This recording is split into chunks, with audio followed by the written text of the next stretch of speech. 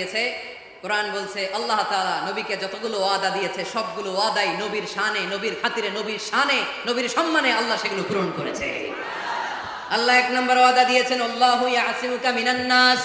নবী আপনি ভয় পাবেন না। ওরা যত হাক ডাক দেয়, ওরা যত কোরআনের মাহফিল আপনার বন্ধ করতে চায়, ওরা যত কোরআনের দাওয়াতি কাজ আপনারে থামিয়ে দিতে চায়, ওরা আপনার গায়ের একটা পশম নাড়াতে পারবে না।